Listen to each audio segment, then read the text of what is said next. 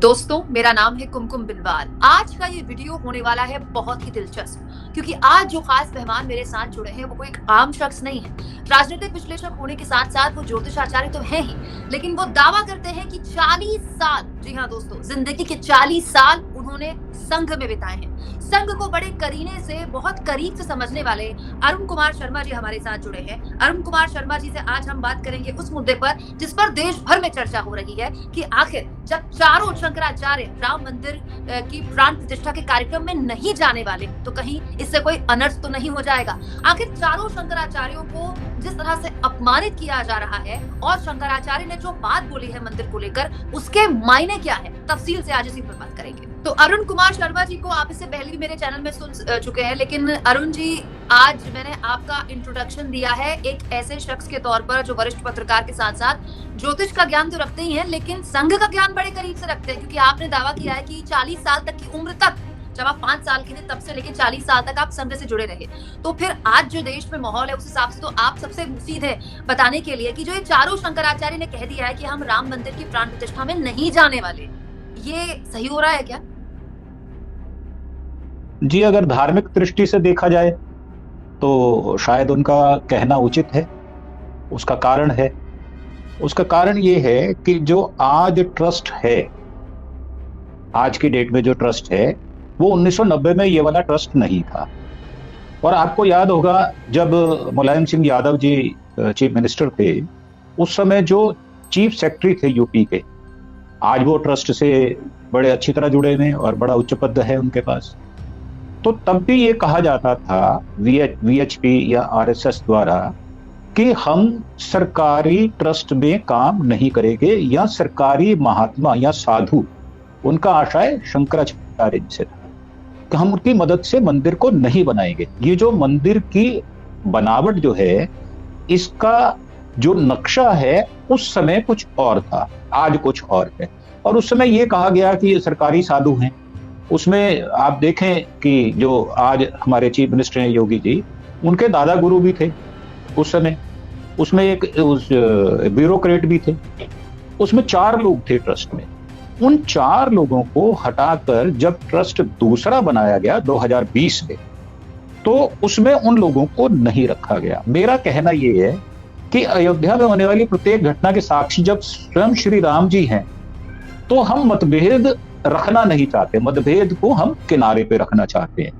और सब प्रकृति के गुणों के अधीन है जब सब, तो इसका मतलब ये है कि जो कुछ हो रहा है वो राम जी की मर्जी से हो रहा है। पर इसका मतलब ये भी नहीं है कि हम पात्र तो रामायण के चुने और व्यवहार हम महाभारत के पात्रों बना। मतलब कहने का मतलब क्या है आपका? कहने का मतलब ये है जो पहले निर्धारित किया गया था, क्या उसके अनुसार कार्य हो रहा है या नहीं। जैसे ये सवाल तो बहुत टाइम से उठ रहे हैं, लेकिन अब मंदिर बन जाता है तो सारे सवाल खत्म हो जाते हैं। लेकिन अरुण कुमार जी, एक बात जो कल शंकराचार्य अविन मुक्तेशानंद सरस्वती जी ने भी बोली और आपने भी अपने पिछले प्रोग्राम में बात बोली थी कि एक अधूरे मंदिर की प्राण प्रतिष्ठा क्यों कर रहे हैं मोदी जी। कल शंकराचार्य ने भी यही बात बोली और आपने पिछले अपने प्रोग्राम में ये बोली थी, जो आपने ध्वज की बात कही थी।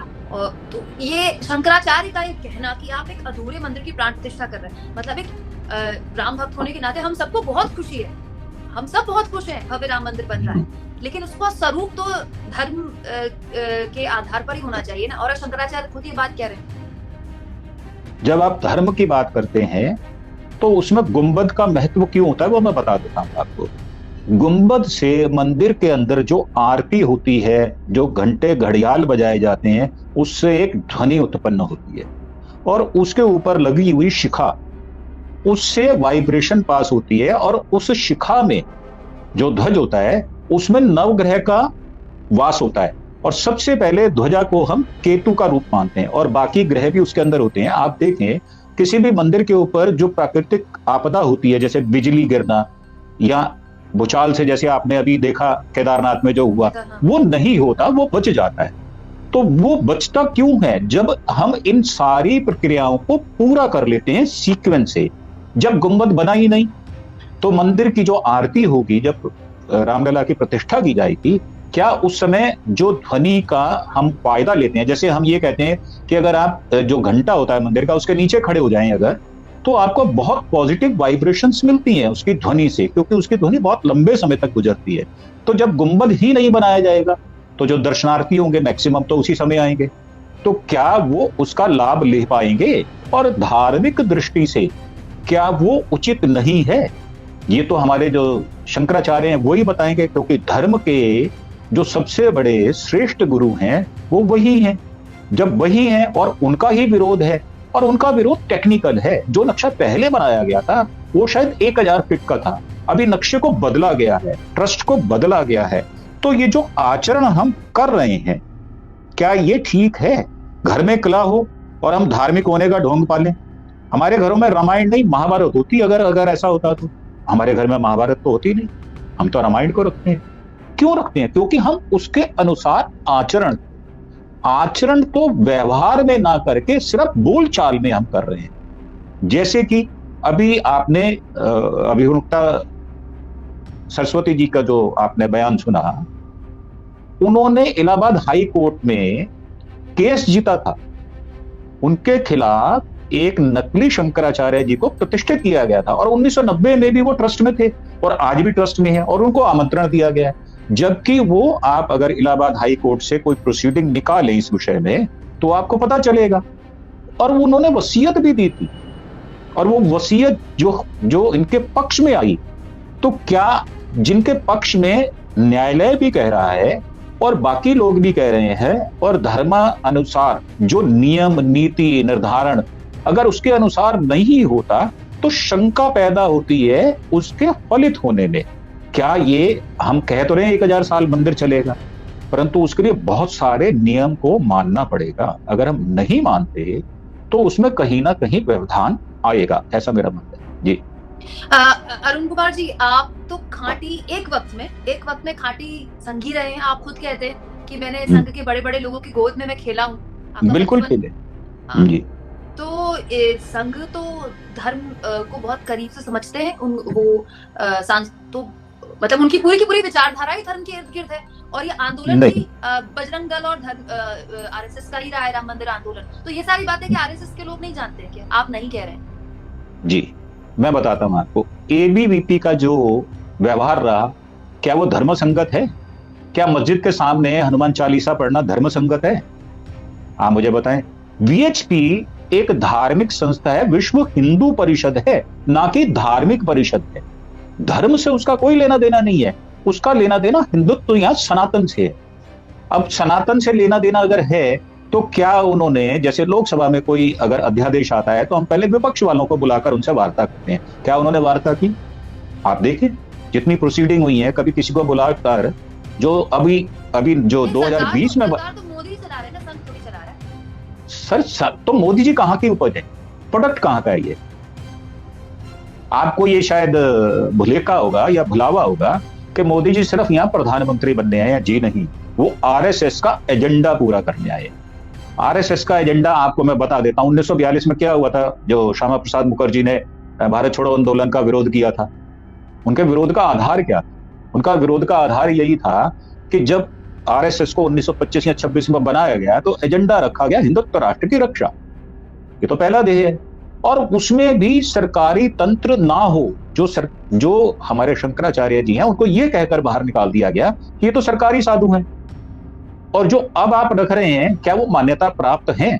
एक मैं आपको याद कराता हूं कि राम राज्य परिषद बनाई गई थी, जो कि कहते हैं कि हमारे धर्म सम्राट थे, उन्होंने बनाई थी। 50 और 60 के दशक में वो राजनीतिक पार्टी थी राम राज्य परिषद, और राजस्थान में उन्होंने 4 एमपी का इलेक्शन जीते थे, 24 एमएलए जीते थे। उसके बाद उसका जनसंघ में विलय हो गया था। जनसंघ में विलय होने के बाद वो सारे लोग कमजोर पड़ गए। उनमें बहुत सारे लोग थे, दिल्ली के एक एमपी रहे थे शाल वाले, वो भी थे उनमें बहुत सारे लोग थे। अब मैं आप क्योंकि नाम ना बोलने की जो हमारी बाध्यता होती है, नहीं, लेकिन इसे आप हटा दीजिए अरुण जी। मैं मंदिर पर केंद्रित करना चाहती हूँ बहस। जी जानना चाहती हूँ कि मंदिर आंदोलन से जुड़े हुए लोग तो ये धर्म के नाम पर ही कर रहे थे ना। आज मंदिर बन रहा है तो धर्म इसको अपने आंदोलन के तौर पर ही देखा जा रहा है ना। तो जो आप कह रहे हैं कि राम जो मंदिर बन रहा है वो अधूरा है, उसमें कुछ बातों का, जैसे ध्वजा का आपने बात की और शिखा की आपने बात की, तो ये तो 20-22 साल से इस मंदिर की ही तैयारी कर रहे हैं। ये बातें क्या उनको नहीं पता क्या?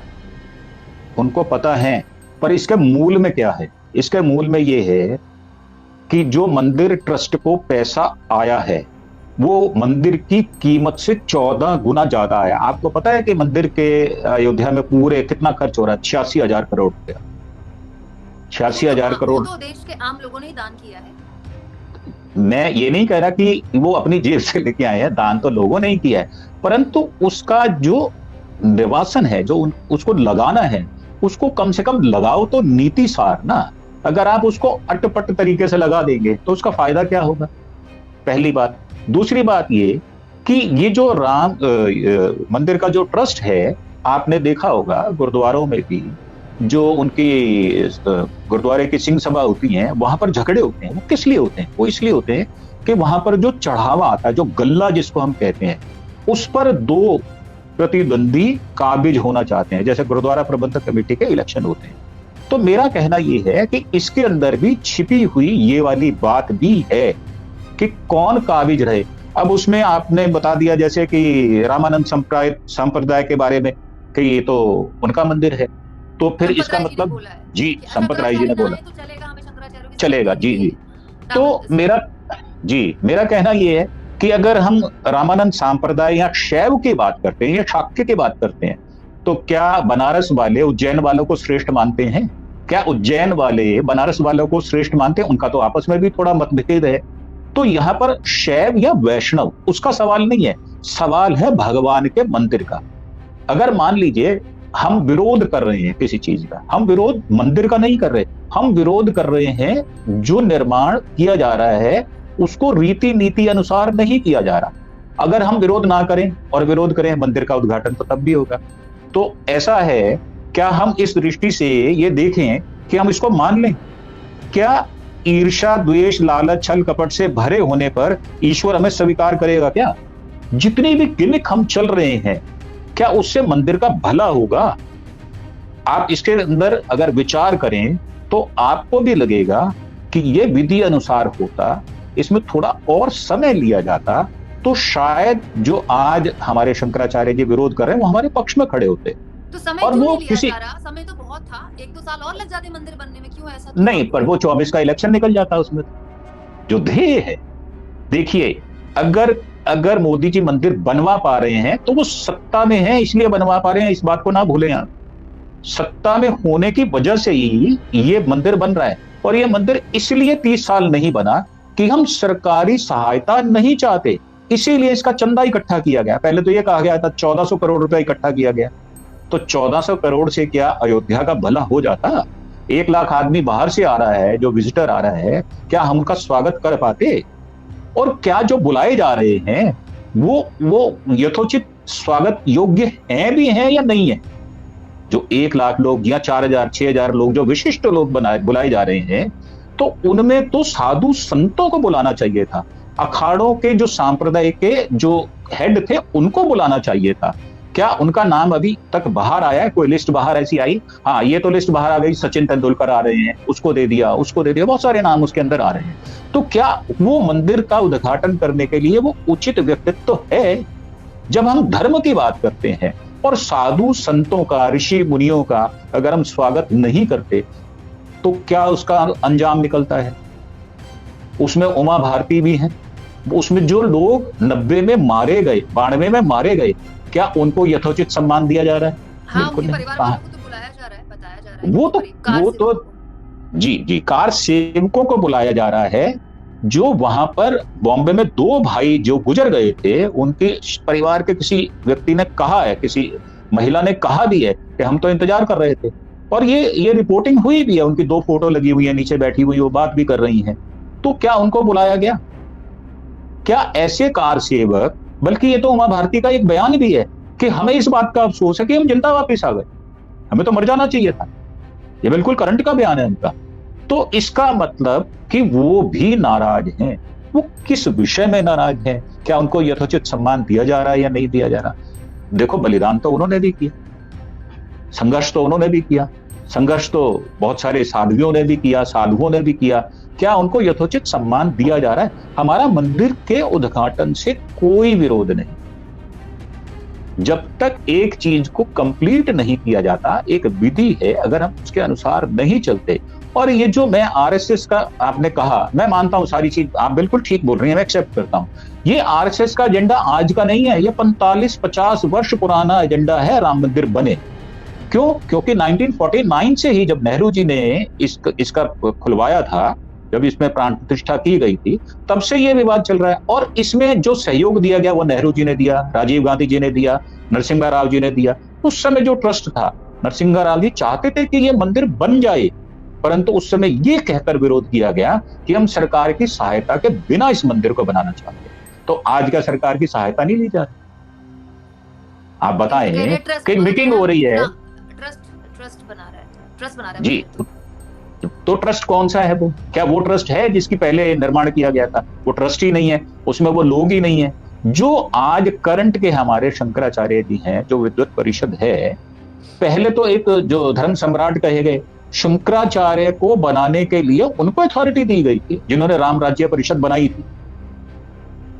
तो क्या हम ये जो कर रहे हैं, जो पहले कहा गया उससे विड्रॉ करके हम दूसरी बात कह रहे हैं, इसका मतलब ये हो हमारी कथनी और करनी में अंतर है। ये कथनी और करनी में, जो आचरण में और चरण में अगर जो भेद होगा तो कैसे बात बनेगी? आप मुझे बताएं। जो श्रद्धालु हैं वो तो पूर्ण मंदिर को देखना चाहते हैं, अधूरे मंदिर को कोई भी देखना नहीं चाहता। और ऐसा नहीं है, जो मैंने पहले प्रश्न खड़े किए थे, क्या उनके उत्तर मिले हैं? क्या उनके विषय में कोई विचार किया गया? क्या मेरा मानना यह है, जब हम किसी को करते हैं, आपने एक श्लोक भी सुना था, पूर्ण विदम पूर्ण करके ऐसे है, तो वो संपूर्ण में ही संपूर्णता होती है और बचता भी संपूर्ण ही है। यहां पे तो आधा अधूरा किया गया, आधा अधूरा बनाया गया, तो बचेगा भी तो आधा अधूरा। जो ये दावा किया जा रहा है कि ये जो परकोटा है, या जो ये 1000 साल के लिए इसकी नींव जो रखी गई है, उसमें भी कंक्रीट डाला गया है, प्लिंथ लेवल किया गया, उसमें कोई सरिया नहीं है, या उसमें वो सब टेक्निकल बात है। 6 आईआईटी ने इसमें मदद की है। जो आईआईटी बनाए गए, क्या वो सरकारी नहीं थे? जब हम ये कहते हैं कि जब नेहरू जी ने किया ही कुछ नहीं, तो एक तरफ विरोधाभास कैसा है? मदद भी आप उन्हीं इंजीनियर से ले रहे हैं, उन्हीं के प्रोफेसर लेक्चरर से ले रहे हैं, 6 हैं वो। उसके अलावा एनआईटी भी है जो एक मदद कर रहा है। और उसमें जो टेक्निक अपनाई गई है, उसमें पत्थर में खांचा करके, उस खांचे को पत्थर में डाल के ये टेक्निक अपनाई जाती है। इसके बारे में बहुत सारा प्रचार भी हो रहा है, बहुत सारी स्टेटमेंट्स भी आ रही हैं, बहुत सारे लोग उसके बारे में बात भी कर रहे हैं। ये सारी बातें ठीक है, पर क्या पूर्णता के बारे में कोई बात कर रहा है क्या? इतनी उतावली क्यों? इतनी जल्दबाजी क्यों? अगर मैं आपके अनुसार, मैं आपकी बात को मानता हूं कि अगर इसको 25 में बना लिया जाता, और 25 में तो आपका टारगेट ही है, दिसंबर तक आप सेकंड फ्लोर और बाकी मंदिर जो बनने हैं, आप देखें 7 मंदिर इसमें बनने हैं, चारों द्वारों पे 4 मंदिर बनने हैं, एक शिव मंदिर का जीर्णोद्धार होना है, ये सारी डिटेल तो आपके पास भी होगी। तो ये सब कुछ है, क्या वो पूर्ण कर लिया गया? आता तो मंदिर परिसर में है, मंदिर की बिल्डिंग में ना आता हो, भले ही वो अलग से हो, परंतु क्या वो बना लिए गए हैं? अभी तो उनमें कोई भी काम, मुझे तो लगता है शिव मंदिर का जो जीर्णोद्धार होना है अभी तो शुरू ही नहीं किया गया। और माता अहिल्या का भी स्थान दिया जा रहा है, वहां पे बहुत सारे, मेरे पास बहुत सारी डिटेल है, वो दिया जा रहा है, परंतु क्या उनको पूर्णता मिली है? अभी नहीं, मेरा ये मत है।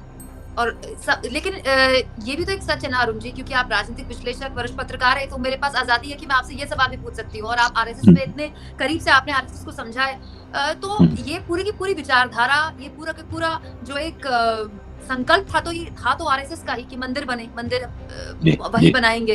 तो आज लेकिन जब मंदिर बन रहा है और प्राण प्रतिष्ठा हो रही है, तो टीवी चैनल से लेकर तमाम अखबारों से लेकर लोगों के मानचित्र में यही बात बिठाई जा रही है कि ये मंदिर मोदी ने बनाया और मोदी जी ही प्राण प्रतिष्ठा ही कर रहे हैं, जबकि वो शंकराचार्य करते तो ज्यादा सुहाता।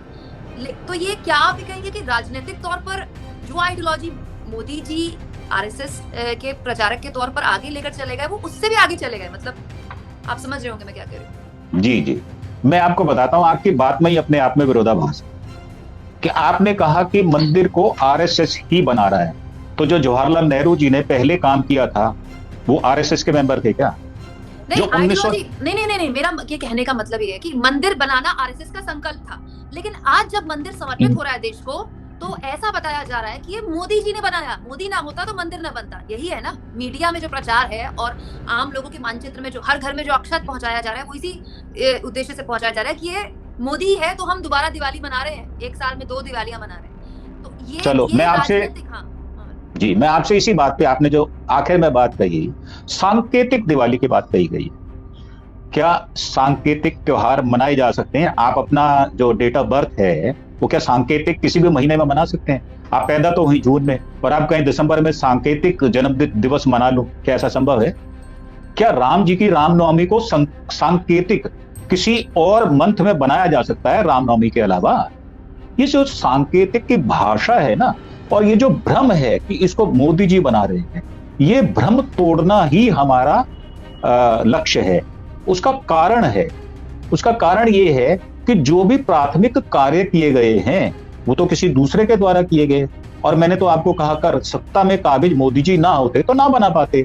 तो आरएसएस जब 70 साल से एक उद्देश्य के लिए लगा हुआ था, परंतु ये एक मान्यता है कि सबको साथ लेकर चलकर, सबकी सहमति से चलकर अगर बात की जाती तो हो सकता है कांग्रेस बना लेती, क्योंकि इसमें बहुत सारा काम तो उनके प्रधानमंत्रियों ने किया है, इसमें तो कहीं आरएसएस बीजेपी आई नहीं। और आरएसएस का जो काम था उस पर तो बहुत बार बैन लग चुका है, बीएचपी के ऊपर बहुत बार बैन लग चुका है। तो ये भ्रम जो है कि आरएसएस बना रही है, मैं इसको नहीं मानता। क्यों? क्योंकि मैं आरएसएस के बीच में रहा हुआ हूं। आरएसएस को मात्र हिंदुत्व राष्ट्र बनाना है, उसको खाली मंदिर नहीं बनाना। और प्रधानमंत्री जी को, मोदी जी को सिर्फ प्रधानमंत्री नहीं बने रहना, उनको गांधी जी के समकक्ष खड़ा होना है, बल्कि उनसे भी एक कदम ऊपर। उनको तो टैगोर भी बनना है, उनको तो बहुत कुछ बनना है। तो जो ये भ्रम है, मैं इस भ्रम को तोड़ना चाहता हूं कि ये आरएसएस द्वारा बनाया गया है। जी नहीं, इसमें बहुत सारे लोगों का श्रम लगा है, बहुत सारे लोगों की मेहनत है, उनका दिमाग है। और हम वहां इस मंदिर को बनाने में जो परिलक्षित आज चीजें परिलक्षित हो भी रही हैं, उसमें दूसरे बहुत सारे लोग हैं, दूसरे धर्मों के भी लोग हैं। ये तो आपको भी पता होगा, बहुत सारे धर्मों के लोग उसमें जुड़े हुए हैं, बहुत सारी संस्थाएं उसमें जुड़ी हुई हैं जो धार्मिक नहीं है। तो क्या ये संभव हो पाता? मोदी जी क्या अपने आप इन सब बातों को कर पाते? सत्ता में होने की वजह से वो ये सब कर पाए, ये श्रेय उनको जाता है।